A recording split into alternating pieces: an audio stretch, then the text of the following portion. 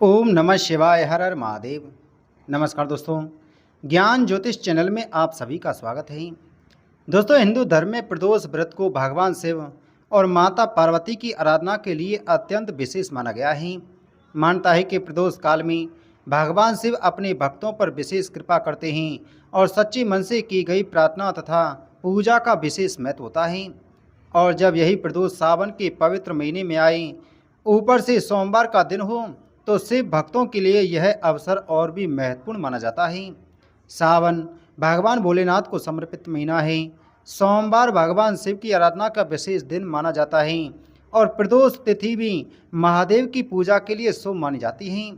इस बार सावन में आने वाला यह विशेष सोम प्रदोष व्रत 10 अगस्त को 2026 के दिन पड़ रहा है। ऐसे में जो लोग भगवान शिव और माता पार्वती की भक्ति करते हैं, वे इस दिन अपनी श्रद्धा के अनुसार विशेष पूजा, व्रत और सरल धार्मिक उपाय कर सकते हैं। दोस्तों, वीडियो में आगे बढ़ने से पहले आप सभी से छोटा सा निवेदन है, अगर आप चैनल पर पहली बार आए हैं तो चैनल को सब्सक्राइब करें, बगल में बेल आइकन को जरूर दबाएं। दोस्तों, विशेष रूप से वे दंपति जो संतान सुख की कामना रखते हैं, वे भी इस दिन भगवान शिव और माता पार्वती के सामने प्रार्थना कर सकते हैं। हालांकि संतान प्राप्ति एक प्राकृतिक और स्वास्थ्य से जुड़ा विषय भी नहीं है, इसलिए धार्मिक उपायों के साथ साथ आवश्यकता होने पर योग चिकित्सक की सलाह लेना भी उचित है। कई धार्मिक परंपराओं में माना जाता है कि भगवान शिव की उपासना मनुष्य को मानसिक शक्ति, धैर्य और सकारात्मकता प्रदान करती है। इसलिए आज के इस वीडियो में मैं आपको कुछ ऐसे सरल भगवान शिव और माता पार्वती के उपाय बता रहा हूँ, जिन्हें आप अपनी श्रद्धा और सामर्थ्य के अनुसार अवश्य कर सकते हैं। तो आइए दोस्तों, जानते हैं पहले उपाय के बारे में। दोस्तों, इस दिन सुबह जल्दी उठकर स्नान आदि से निवृत्त होकर स्वच्छ वस्त्र धारण करें। इसके बाद भगवान शिव का स्मरण करते हुए शिव मंदिर जाएं। यदि संभव हो तो किसी ऐसे प्राचीन शिव मंदिर में जाएं जहां नियमित रूप से पूजा अर्चना होती हो। लेकिन यदि मंदिर जाना संभव नहीं है तो चिंता करने की आवश्यकता नहीं है। आप अपने घर के पूजा स्थान में स्थापित शिवलिंग या भगवान शिव की प्रतिमा के सामने भी श्रद्धा से पूजा कर सकते हैं। अपने साथ एक लोटा स्वच्छ जल, घी का दीपक, धतूरा और एक साबुत चावल का दाना लेकर के जाएं। सबसे पहले भगवान शिव को प्रणाम करें और मन को शांत करके अपनी प्रार्थना करें।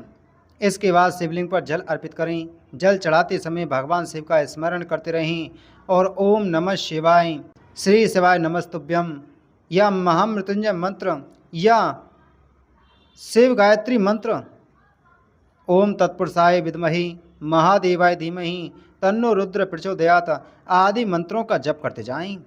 जल को धीरे धीरे अर्पित करें और मन में अपनी इच्छा भगवान शिव के सामने जरूर रखें। इसके बाद घी का दीपक प्रज्वलित करें। फिर अपनी श्रद्धा के अनुसार धतूरा भगवान शिव को अर्पित करें। अर्पण करते समय अपना नाम और गोत्र बोलकर भगवान शिव से प्रार्थना करें। हे महादेव, हे भोलेनाथ, हे शिव शंकर, हे कैलाशपति, मेरे जीवन में जो भी उचित और शुभ हैं वह मुझे प्रदान करें। मेरे परिवार में सुख शांति बनी रहे और यदि संतान सुख मेरे भाग्य में है तो मुझे स्वस्थ एवं सुखी संतान का आशीर्वाद प्रदान करें। यह प्रार्थना पूरी श्रद्धा और शांत मन से आपको करनी है। अब जो चावल का दाना आप लेकर के गए हैं, इसके बाद एक साबुत चावल का दाना लें।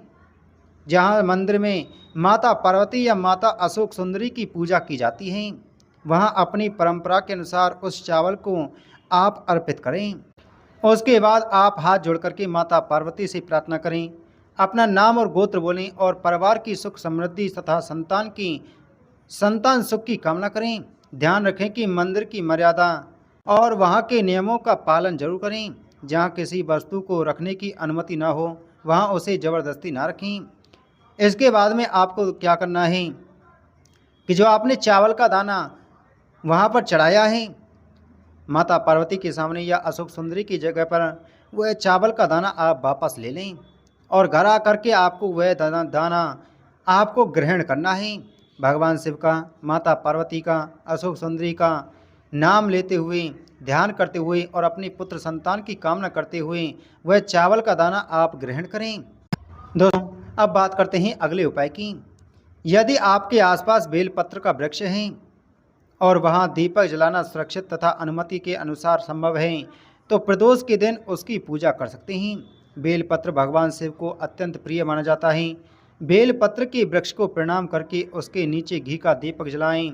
दीपक जलाते समय भगवान शिव का स्मरण करें और परिवार की सुख समृद्धि शांति तथा अपनी उचित मनोकामना की पूर्ति के लिए, अपनी पुत्र संतान प्राप्ति की कामना के लिए आप प्रार्थना करें। बेलपत्र के वृक्ष के पास स्वच्छता और अग्नि सुरक्षा का ध्यान विशेष रूप से रखें। दोस्तों, अब अगले उपाय की बात करते हैं। वह है घर के मुख्य द्वार पर दीपक जलाना।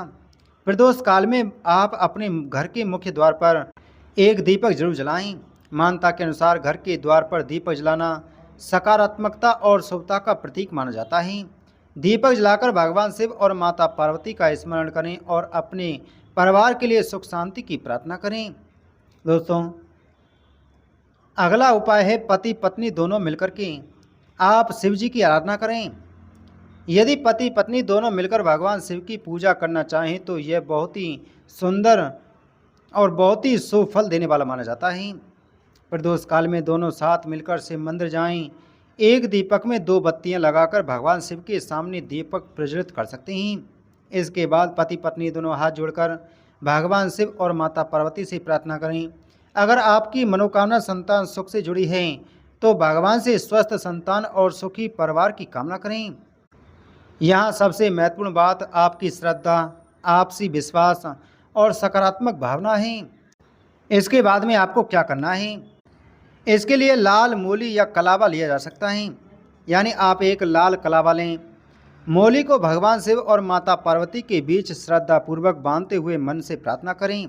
माता पार्वती को अपनी श्रद्धा के अनुसार सिंदूर और सुहाग सामग्री अर्पित करें, लेकिन हमेशा मंदिर की पूजा विधि विधान से और वहाँ के नियमों के अनुसार ही करें।